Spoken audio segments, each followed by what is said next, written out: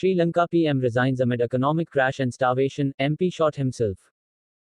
Worst economic crisis in Sri Lanka.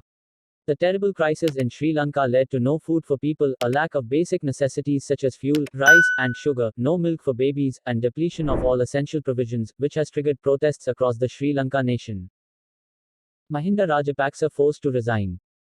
Prime Minister Mahinda Rajapaksa was forced to resign as the South Asian country of 22 million inhabitants protested against him as the economic disaster is mainly attributed to economic mismanagement by the Rajapaksa government. The Sri Lankans do not want another dynastic ruler but a completely new makeover. Mahinda Rajapaksa announced on Monday he has resigned from office. Effective immediately, I have tendered my resignation as Prime Minister to the President, he tweeted. Top Sri Lanka MP from ruling party kills himself. Sri Lanka ruling party MP was found dead after clashes over the economic crisis. The legislator, Amarakirti Atukorala, from Sri Lanka's ruling party was found dead on Monday after a clash with anti-government protesters outside the capital Colombo. Dozens were wounded in violence elsewhere. Atukorala reportedly opened fire and critically wounded two people blocking his car in Nitambuva, and was later found dead after trying to take refuge in a nearby building. It was found out that he killed himself after shooting down a protester at the site of the clash. Violence on island. Rajapaksa loyalists earlier attacked unarmed protesters. Before this, earlier in the day, the Sri Lanka police imposed a nationwide curfew after clashes broke out between rival political camps in Colombo, injuring at least 139 people, according to officials. This happened even as Prime Minister Mahinda Rajapaksa resigned amid the island nation's worst economic crisis since independence that has led to widespread protests. The Prime Minister has sent his letter of resignation to the President, an official said, declining to be named. Meanwhile, the police fired tear gas and water cannons and declared an immediate curfew in Colombo, which was later enlarged to include the entire South Asian island nation of 22 million people. It is reported that around 78 injured people were hospitalized.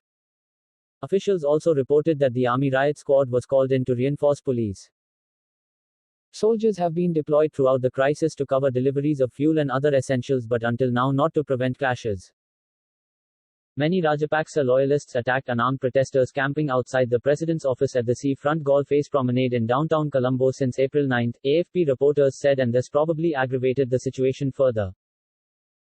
The supporters then initially pulled down tents of protesters in front of the Prime Minister's Temple Trees residence and set fire to anti-government banners and placards.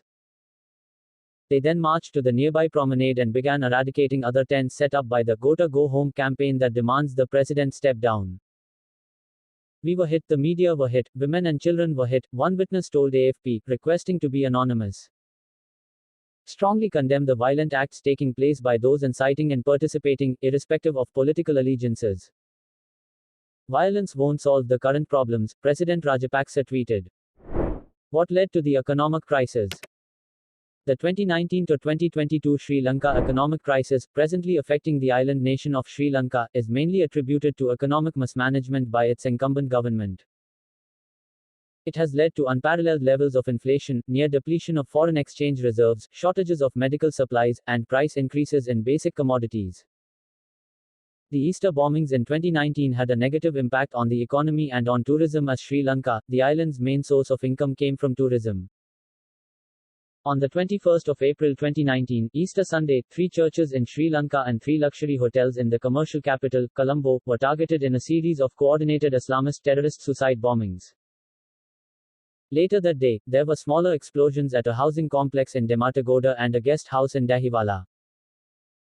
A total of 269 people were killed, including at least 45 foreign nationals, 3 police officers, and 8 bombers, and at least 500 were injured. COVID-19 pandemic also led to the crisis. The subsequent economic hardships resulted in the public openly voicing their dissent, leading to one of the largest demonstrations in the island's history, the 2022 Sri Lanka protests. Communal violence has also played its part in weakening the structure of the nation. In April 2022, Sri Lanka announced that it is defaulting, making it the first sovereign default in Sri Lanka history since gaining independence in 1948. It is said that 52.25% of Sri Lankans voted for communalism, and this is what happened to them.